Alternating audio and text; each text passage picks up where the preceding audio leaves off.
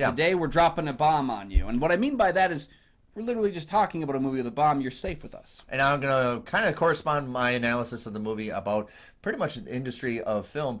Timing is everything. And sometimes you can do everything right. And if you get it a little bit late or a little bit early on your movie, it fails. Yeah, sometimes you're Armageddon and sometimes you're Deep Impact. You know, I mean, we can't always win them all. And let's talk about a movie that kind of undershadows Dr. Strangelove. It's Failsafe.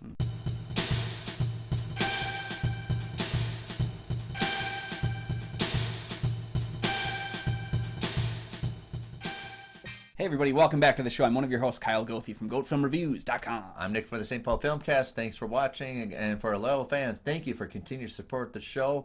And another way you can help out the show is hit the like and subscribe button. It's right down there. Yeah. We'll count to 5. You got time. Yeah. And also tell your friends about the show. It's the little things you can do, but it's big things for us. Heck yeah, we have a Patreon. Check that out for some great content, great deals. We do have a Road to De Palma, a couple of lists we are about other films. We've covered almost every De Palma film almost. We're almost at the end of that. Yeah, we're almost there.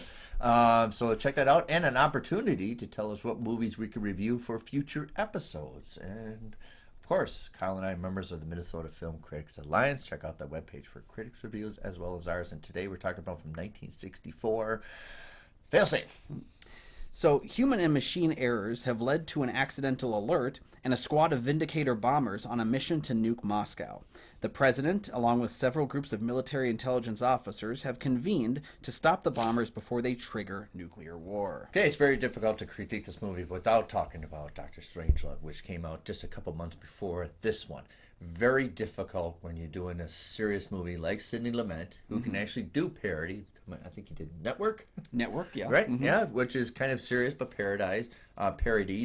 And then you do a movie like Failsafe, which is a legit focus on the anxieties of Cold War, but you just released after doing this massive hit of a parody of Cold War that people are not going to be attuned to it. Yeah, this was a first-time watch for me, and I actually went into this movie thinking these were both based on the same book. Right. Something had told me they were both based on the same book. Dr. Strangelove is based on Red Alert. This one has, I think, the same title. Yeah, it's Failsafe, and it's written by Eugene Burdick and Harvey Wheeler. Yeah. Now, what's interesting about this is that Kubrick thought this was so close to his film that he and the novelist Peter George actually sued for copyright infringement for this film. It actually led to a lawsuit that was settled out of court and required Columbia Pictures to actually purchase up the rights to this film in order, so basically, for them to make money off of this movie that, quote-unquote, broke copyright law. And that's why Kubrick actually said, my film comes first.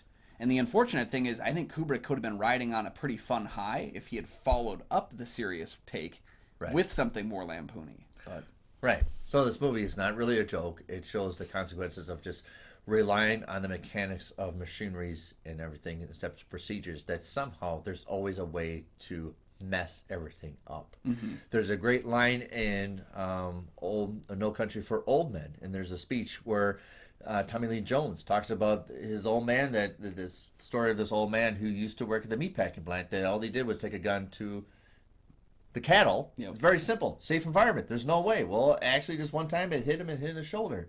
Even though he had all the steps and protocol not to be injured, he still got injured. And failsafe is kind of the premises. You can have safeties upon safeties, and guidelines and protocols. Eventually, there's some way that it's all going to mistake. Yeah, every process ever made will have a fault at some point. And the funny thing is, this is a process meant for universal self-defense. That inadvertently may cause like the next nuclear holocaust. It's so interesting in how these little missteps are what actually guide the film along, and how all the characters involved have different takes on it. I mean, you have the president played by Henry Fonda, who's very he's very dry, but he's also very concerned. And I think they even find out as the film goes on, his wife is in New York City, which is seen as a possible, other target. But then you also have on the other side of things Walter Matthau, who's more concerned with how the economy is going to be reeling from this potential fallout. Yeah, and he also has the speech like, George from, we got a damn good chance of catching them with their pants down. Right? Let's just go full overboard. But always the arguments of pros and cons and the debate of the consequences and the actions. Not to mention of the standstill of people that you kind of demonize. They don't think like humans. They're communists. Yeah. Yeah. Instead of viewing these people as like citizens at the other end of the world of a different world, they're all enemies potentially. You know, it's enemies first, humans second. So I love the dialogue. It's almost of same in the nature of like The Rope, where you talk about, well, if we quit murder, we do murder. But you actually did murder. Well, all these scenarios, well, what happens if we did? Well, if we did, it's 40 million, 20 million, who cares? You know, the millions, and then they're just regular numbers. And Walter Matthau is playing it as the kind of devil's advocate of anybody. He's almost like the adversary of let's not go to war. And then he's going, well, let's do the war. And if somebody says, I don't want to do the war, he'd be like always the countermeasure of the argument. I know it's a character that's still in the book. It's a professor that's still in the book, but it's almost like an analysis, somebody who's non-military. Lumet actually said he based that take of Walter Matthau's character on Herman Kahn, who is a physicist, who is actually, ironically enough, the same person who Dr. Strangelove was based on, the actual character. So it is kind of in a lot of ways that the synthesis between these two films is so unique and so interesting because they're supposedly based on different books, and yet they have so much in common. Right. Well, you have a lot of window of kind of like Westerns. You have this small little window of an event in American history, but you have thousands of stories of just product of creativity of that little window. In the Cold War, you had this little window of the early 60s where this bloomed up, and then you have this product of, and I think that's why it's so parallel almost to each other. Yeah, but I think it's more fascinating in this one than say even like the aforementioned Armageddon, Deep Impact, because those films are similar in the sense that yes, there's a meteor headed towards Earth. Like that's the big similarity. These films are down to like minute details quite similar. No, yeah, I think from like camera setting to the conversations that are had in the film are even similar. You could almost trade the conversations around and just have the people from Strangelove read them comedically and have the people from Failsafe read the Strangelove stuff seriously, and you probably wouldn't even know you were watching two different films again. So what Kyle's saying is he wants a double feature. I mean, I had to follow with Strangelove, maybe. Yeah, you have to follow it, yeah. This movie makes me feel like that new Civil War from Alex Garland film, where it's just such an uncomfortable story idea. That part of me almost feels it's irresponsible before we're thinking about the fact that, well, art isn't irresponsible. It's people who mistake art for, speech, for art for, stance. Right. But it's just, they're movies that bother me on an existential level.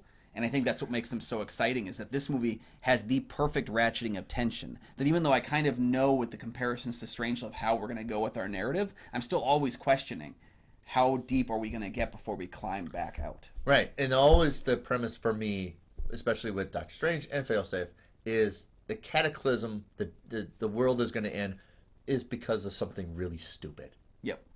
It's not going to be intellectual. It's going to be really something really dumb that would catapult all this and explode a powder keg. And this is why these stories demonstrate. It's just something like, it's the damn president. Well, it could be the president. That's the Yeah, I came into possessing a copy of this actually because Columbia Pictures was just celebrating its 100th anniversary this year. They released on digital media a 100 film pack for $100. Okay. And this was one of the movies in there. So it made me want to see the film.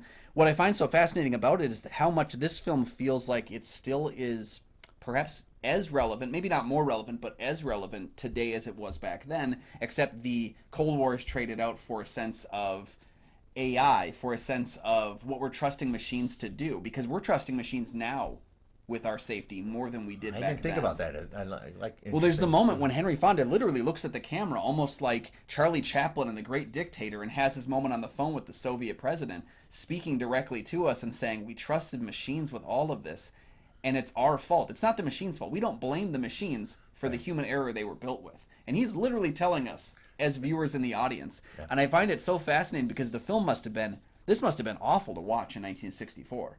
I mean, the movie ends, at the end of the credits, there's a note from the government that's basically like saying, don't worry, this could never happen. Right. Like, okay. This is the worst thing you want the government to say, right, yeah. You are safe with us. Yeah. Go under your desk when there's an atomic blast, right? Yeah. Right. So it has a lot of it, of what was torqued, a lot of the anxiety, fear, because this is probably the first generations that, yes, you have weapons that could kill millions upon millions of weapons. It's not, we don't have muskets and cannons anymore. We have high octane stuff that can kill even the world 5 times over, and it's a danger. Mm-hmm.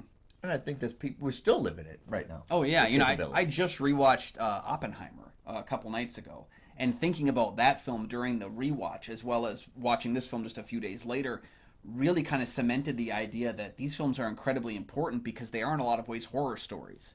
And again, I feel like Alex Garland's upcoming Civil War is going to feel like that too. It's going to feel like a horror story. That should be a real wake-up call for people about what you guys are really thinking about when you're making these big decisions. Yep. And it disturbs the hell out of me. This is not a movie I'm going to take off the shelf terribly often, but it's one that when I watch it, I was taken with the entire thing. I didn't realize it was like an hour into this movie. And I thought we were just getting to like the inciting incident, and it just flowed so well. Right. It does take like the whole rising action is an hour in, but it doesn't feel dull. No, it never. Right. Like that's the whole thing, was when I finally realized like we have a problem here, and we have to get all of our top men to make it not happen. Yeah. We're like 1 hour and 10 minutes in, and I'm like, how did that flow so quickly? I think for a movie that's 2 hours, I thought this was like 80 minutes. It does. I highly recommend it because you're right. I've seen Doctor Strange like 100 times. I've only seen this this is the first time I've seen duration begin to end, sit and concentrate and watch it. And it does feel like we could just lift one thing to the other. But, right, it shows really the talent of Sidney Lumet. And it's not one of his films that when you talk about that, it's still in his top 10s. And I highly recommend the movie. Yeah, I think it's closer to 12 Angry Men in the sense that it is very much like a play put to the stage. And in fact, George Clooney adapted this for a 2000 television event that was a live stage adaptation. They filmed for CBS. I think they did it in black and white too. And I have no memory of that. I have no memory of that ever happening, but I found some clips online and I was like, okay, so that's a thing that existed. Right. But what's funny is, Nick, if I told you Dom DeLuise was in one of these movies, you would have probably thought Dr. Strangelove. Right. And he's in it. It was a bit surprising. And Walter Matthau, you thought it'd be a rip-roaring good time. And Larry Hagman's in it. Yeah, we thought of it just, Yeah, I mean, the funny thing about Walter Matthau is, I grew up heavily like with the grumpy old men, Walter Matthau, as a part of my life. Yeah. And we forget that he kind of made that same Leslie Nielsen turn.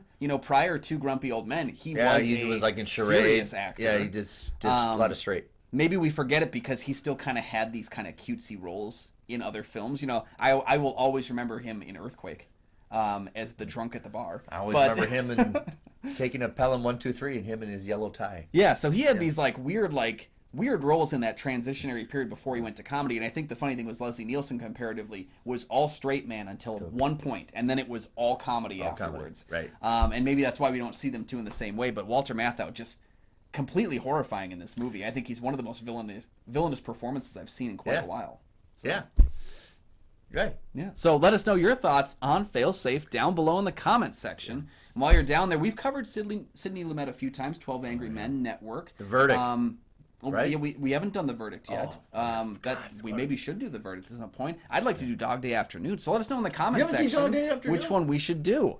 I can't believe I sit next to you and you haven't seen Verdict and Dog Day Afternoon. No, I've got them both sitting on the shelf. Where have you been for the past couple of years? Thanks for joining us very much, and you can find all of my film reviews over at goatfilmreviews.com. Join the Patreon so you can tell him to watch Dog Day Afternoon or The Verdict. Yeah. Got that DVD sitting there. Okay. Help us out. You can find my show, The St. Paul Filmcast, anywhere you find podcasts. And once again, thank you for watching.